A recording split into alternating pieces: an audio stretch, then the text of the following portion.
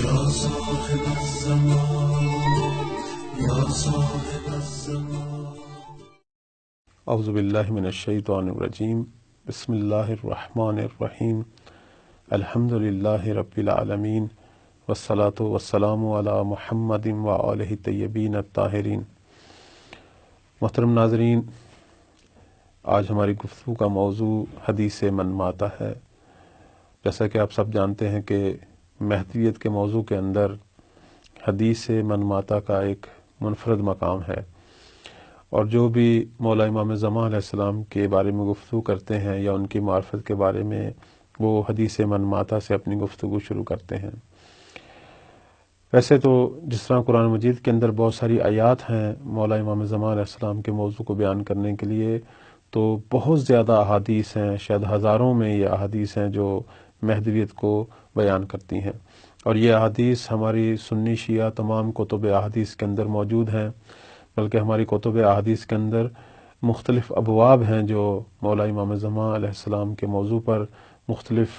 مسائل کو اور اس زمانے میں پیش آنے والے واقعات کو، اس کے علاوہ اور بہت ساری چیزوں کو جن کا تعلق امام زمانہ سے ہے، ان کو بیان کرتی ہیں۔ تو سنی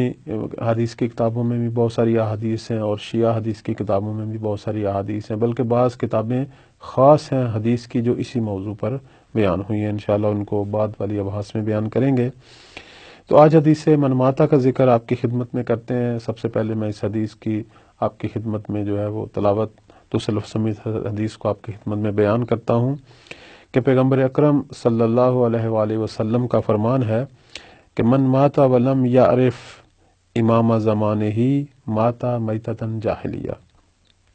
کہ جو بھی اپنے زمانے کے امام کی معرفت حاصل نہیں کرتا وہ جاہلیت کی موت مرتا ہے۔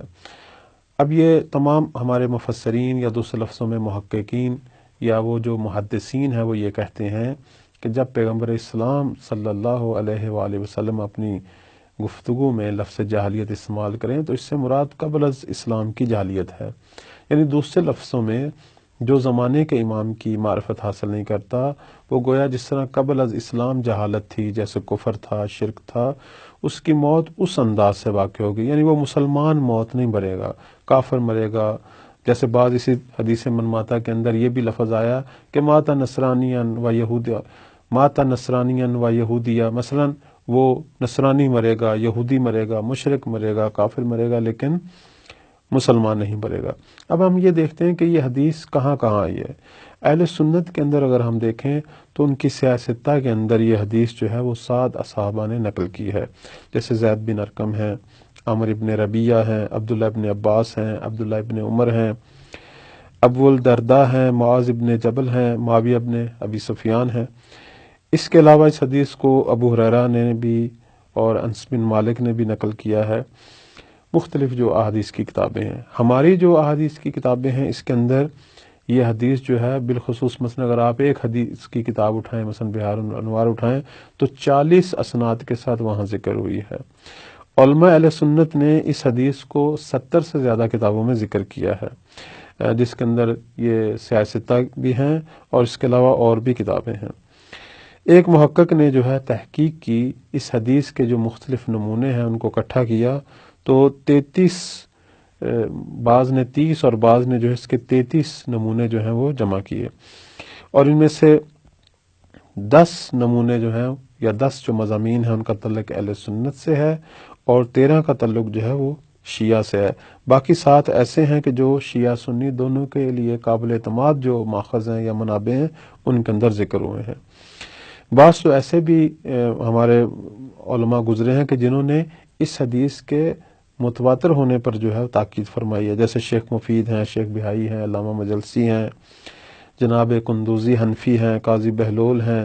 اور بھی جیسے ابن ابی الحدید ہیں، اور بھی علماء ہیں کہ جنہوں نے کہا کہ یہ حدیث متواتر حد تک ہے۔ اس حدیث کے اندر تھوڑا سا اختلاف بھی ہے جو اس کے نمونے ہیں، لیکن اختلاف سے اصل معنی کو فرق نہیں پڑتا۔ مثلا جیسے بعض میں لکھا ہے کہ ماتا میتتن جاہلیہ، بعض میں لکھا ہے ماتا یہودیہ، یا بعض میں لکھا ہے ماتا نصرانیہ، کہ جو بھی اپنے زمانے کے امام کی معرفت حاصل نہیں کرتا مثلا وہ جاہلیت کی موت مرے گا۔ بعض کہتی ہیں نہیں یہودی کی موت مرے گا، بعض کہتی ہیں عیسائی کی موت مرے گا۔ تو اصل بات یہی ہے کہ جو بھی زمانے کے امام کی معرفت حاصل نہیں کرتا اس کی عاقبت ٹھیک نہیں ہے. اب چاہے وہ کفر کی موت مرے، یہودی مرے، نصرانی مرے، ایمان پر نہیں مرے گا، اسلام پر نہیں مرے گا. اچھا، پھر یہ جو نمونے ہیں مختلف، بعض میں حدیث من ماتا جو ہے لفظ من ماتا سے شروع ہوئی ہے،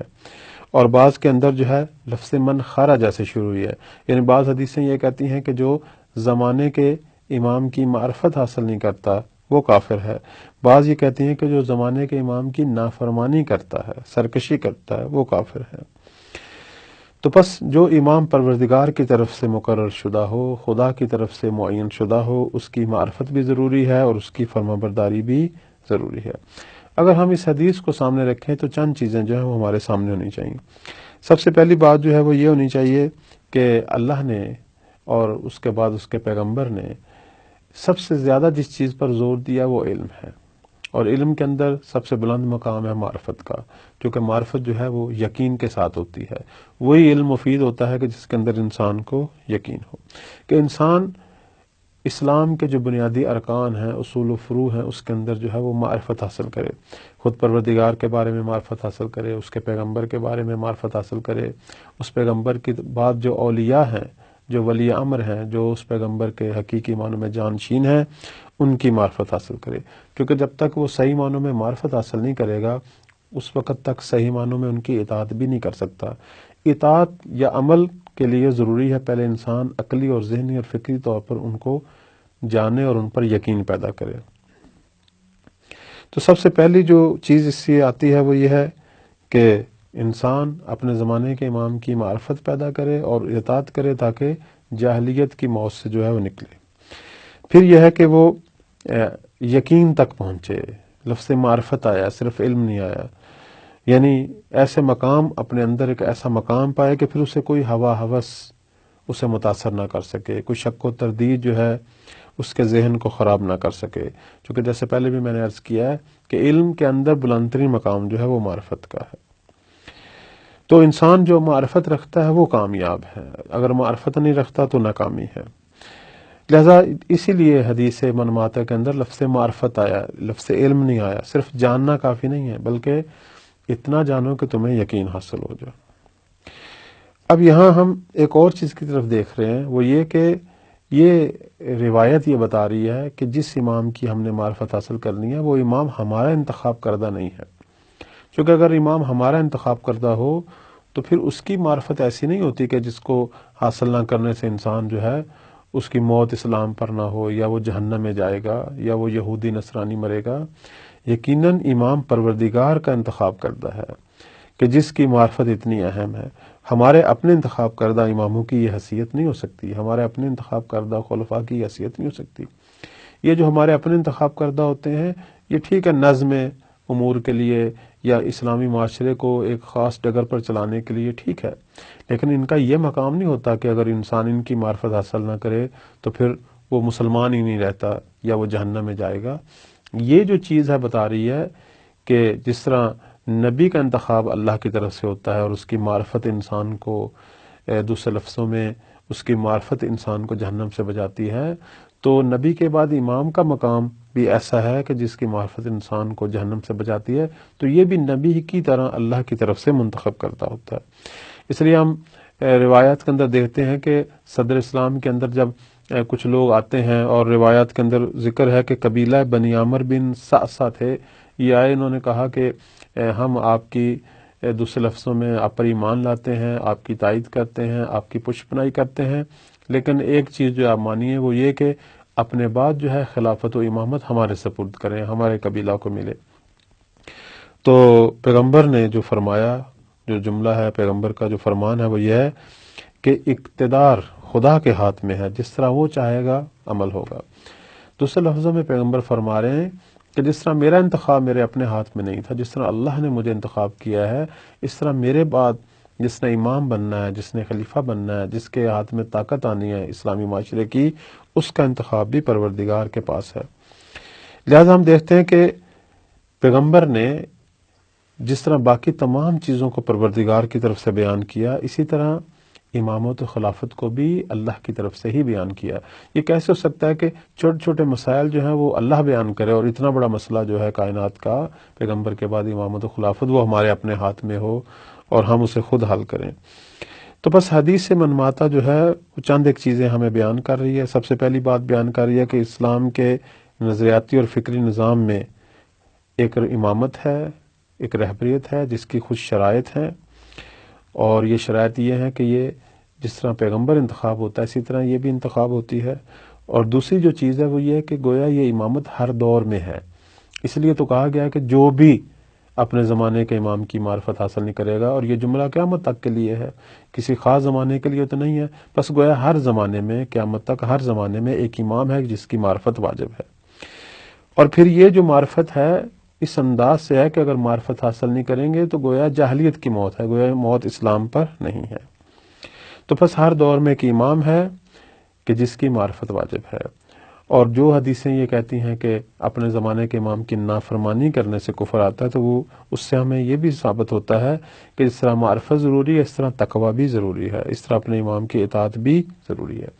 ساتھ اس سے یہ بھی نقطہ ملتا ہے کہ جو لوگ خود اپنی امامت کا دعویٰ کرتے ہیں، جو اپنی طرف سے امامت بناتے ہیں یا جھوٹے دعوے دار ہیں، ان کی تکذیب کرنی چاہیے، چونکہ ان کی یہ اہلیت نہیں ہے کہ اگر ہم ان کی معرفت حاصل نہ کریں تو جاہلیت کی موت مریں گے۔ تو حقیقی امام کا جو بیان ہے وہ پروردگار کی طرف سے ہے، اور اس کا اعلان جو ہے وہ پیغمبر زمانے کے پیغمبر کی طرف سے ہے، اور ہر امام اپنے بعد والے امام کا اعلان کرتا ہے۔ تو بس حدیث منماتا کو سامنے رکھیں تو اگر آپ دیکھیں گے عالم اسلام میں صرف ایک شیعہ فرقہ ایسا ہے کہ جس کے اندر 12 امام ہیں جن کا انتخاب پروردگار کی طرف سے ہوا ہے، اور ہر دور میں امام رہا ہے، اور کوئی دور بھی قیامت تک امام سے خالی نہیں ہے۔ اور 12 اماموں کی احادیث جو ہیں وہ ہمارے تمام احادیثی کتب کے اندر موجود ہیں، جن میں پیغمبر نے سب کا نام لے کر تمام ائمہ کی، قیامت تک کے تمام ائمہ کی جو ہے وہ تصریح فرمائی، اور بالخصوص آخری امام کی اور ان کی طول عمر کا اور ان کی غیبت کا ذکر فرمایا۔